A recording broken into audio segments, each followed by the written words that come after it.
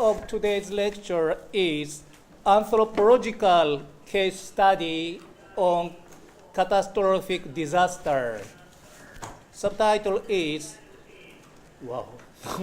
echo, suffering, rebirth, and sustainability of indigenous Aita society after Mount Pinatubo eruption 1991. I suppose that you were not yet born at that time, 1991, or you were already born, but still an infant or a small boy or a small girl. Yeah, you remember just a month ago, a volcano in Iceland erupted, and because of the emission of volcanic ash and gas, and the airplanes could not fly over Europe. Some airports were closed for a week or for 10 days. Many passengers were stranded in airport, or fortunately in hotels. But that volcanic eruption in Iceland a month ago was rather small if compared with the one which occurred nearly 20 years ago. The Mount Pinatubo eruption in 1991 was the biggest in scale in 20th century. So today's lecture is about this eruption and environmental damages or hazard in that area, and also suffering of the people living around that area, around that mountain. The people were Aitas. They called themselves Aitas. Aitas were different from Malay Polynesian type of people. Aitar they still live, so Aitas are Asian type Negritos. They are rather small, and the skin is black, the hair is kinky, with big round eyes. They are very, cute and kind and harmless people. I lived with them for about 20 months, more than 25 years ago, in their village. So today, I will briefly explain their traditional way of life long before the eruption, and also the changes of their life and the social transformation. So that is why the title is Anthropological Case Study on Catastrophic Disaster, about eruption of a volcano. That eruption,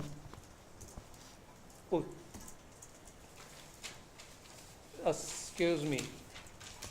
Okay, this is the topic of today's lecture. First, I will give a very brief background of my research and today's lecture. And then I will explain eruption of Mount Pinatubo in Luzon, northern Luzon in the Philippines, June 15th of 1991. And at the section 3, I will explain their traditional ways of life in the 70s and 80s. And section 4, I will explain damages and sufferings of Aitas by the eruption. And section 5, the topic will be different choices and diversified ways of life or ways of rehabilitation. I think Indonesia is also vulnerable to natural disasters. Tsunami damages were so serious And also, Indonesia suffered a lot of volcanic eruptions in 17th centuries, 18th centuries, and 19th centuries.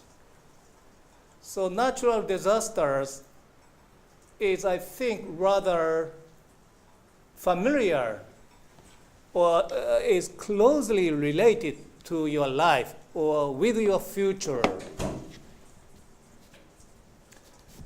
And section 6, I will explain exodus and awakening of ethnic consciousness as indigenous peoples. And at the last, I will explain concluding remarks. Okay, for Japanese students, I will distribute papers, handout. Okay, so sorry, I cannot give you for Indonesian students. Okay, let's start the lecture. The major eruption of Mount Pinatubo was on June 15th, 1991. That month, I happened to be in Manila, the Philippines, because I was 1 year research leave from April 1991 to March 1992. The topic of my research was initially the popular culture and political consciousness in Manila or among middle-class Manila people. But because the eruption caused tremendous disasters, sufferings for the people, I changed my research topic and I came to be fully involved with the rescue works and rehabilitation projects. So today's report is based on my own experience.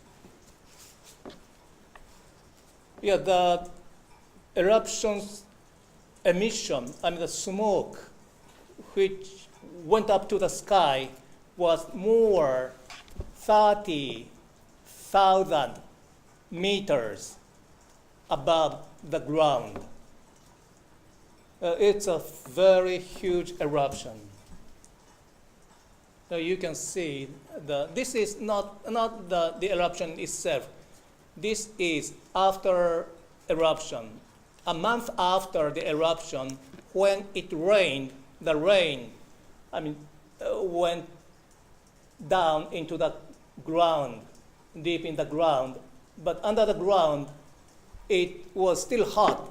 So those rainwater became a kind of explosion and emitted steam. So this is a steam.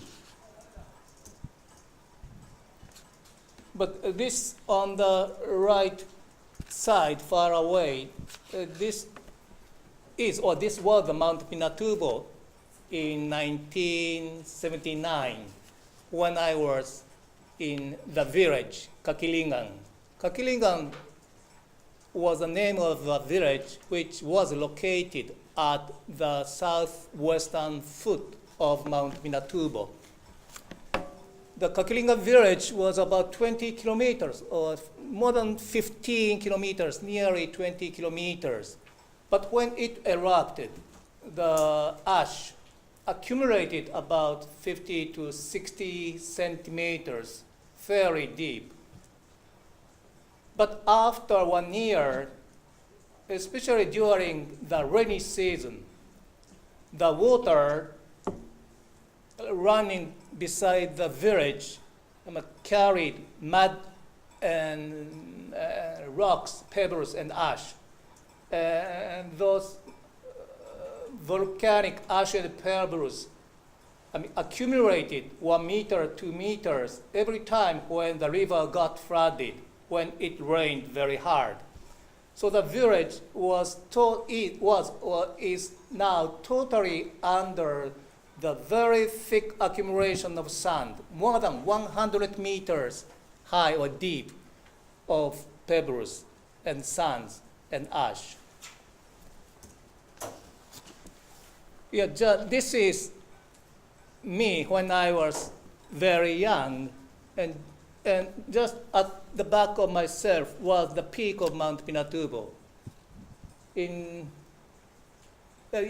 can notice the building made by bricks or stones, and this